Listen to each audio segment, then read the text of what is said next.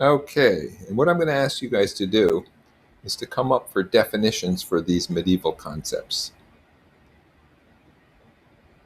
So, if you remember feudalism, feudalism is that system where some people owned the property and the peasants didn't own anything. They were allowed to stay on the property as long as they farmed, and they gave the owner of the property some of their crop. So they basically had to pay rent in terms of labor on the estate. And the nobles owned the land. They had been gifted the land by the king, or they owned the king because of their ancestry. I mean, they owned the land because of their ancestry. Their fathers owned the land, and then they owned the land. Um, and so the males owned all the property, and the males had status, and the males who owned property had more status than anyone else. If you didn't own any property, you were really considered to be without pretty much any rights or anything.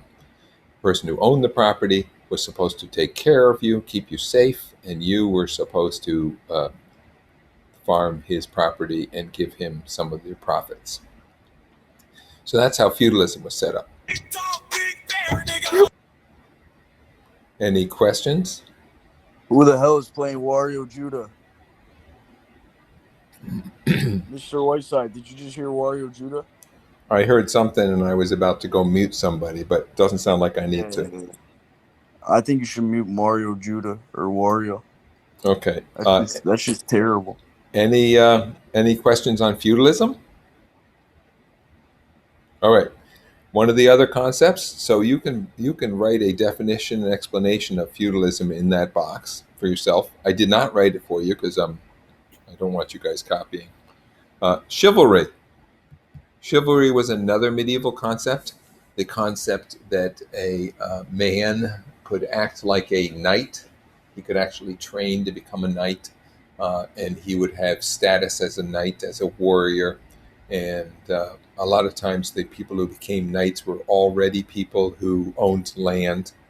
They already had some status. Therefore, they could afford to own a horse, and they could afford to have a sword made and have armor made. They could afford to go participate in contests of swordsmanship, jousting, and tournaments. And they considered themselves to be more evolved than the peasants. And so they had a code of behavior that went with that. One of the things they were supposed to do is they were supposed to honor women, um, and they were supposed to treat women with respect, which is kind of funny because at the same time, women were not allowed to have any property. They didn't own property. Women could not become knights. Women could not become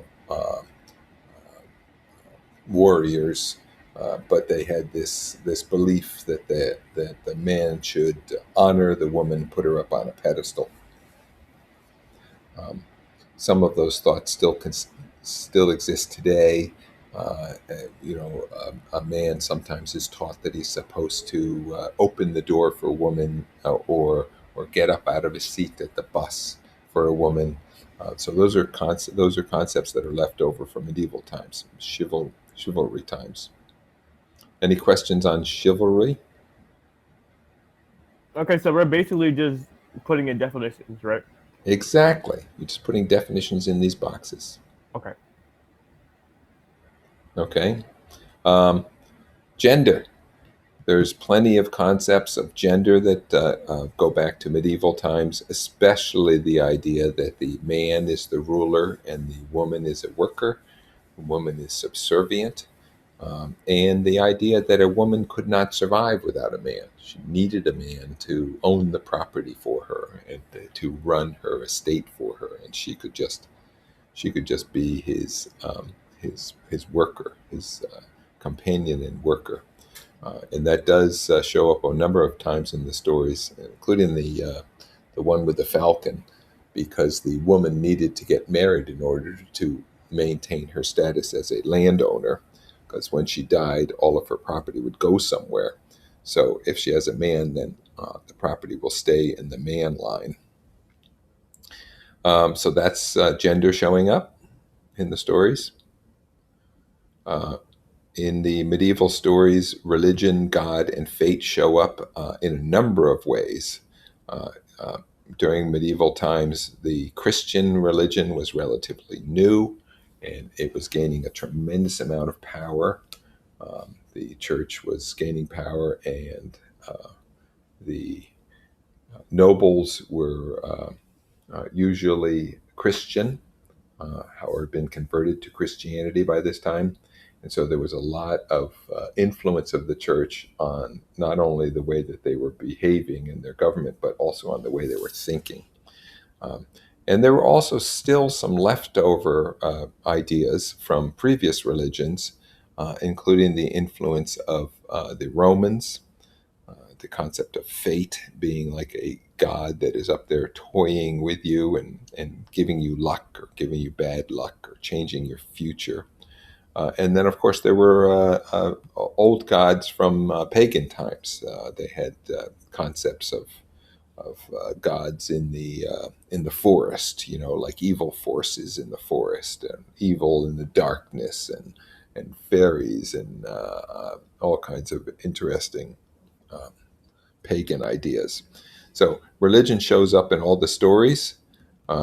In the medieval stories, maybe it was stronger than it is in the more modern stories, but it's showing up. Any questions on the concepts of religion?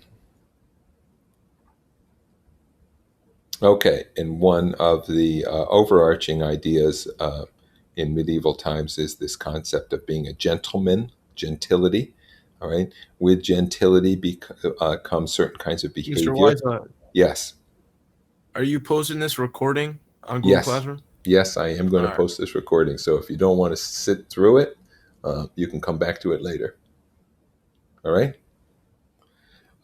So this, I need a definition, a global definition for these ideas here. This concept of gentility, of being a gentleman. There are certain ways you were supposed to behave. You were supposed to behave with honor. And you've seen those old movies where people have a duel or whatever, to protect their honor. Those are old-fashioned concepts that go with this idea of nobility. You're a better person because God gave you land and actually made you a better person who had to have a higher standard of behavior. You had to be a gentleman, or if you're a female, a gentlewoman, and behave in certain ways. One of the things that you had to do was you had to be loyal to your king. All right, so there was this order. So the king was first, and then the landowners and the knights and the peasants, and they all sort of owed their loyalty to the person above them. And of course, at the top was supposed to be God, and they were supposed to, be obedient to the people above them and to God. So those are the concepts. I'm going to pause the recording for a second, because I'm going to post it as a recording of the definitions. And then I'm going to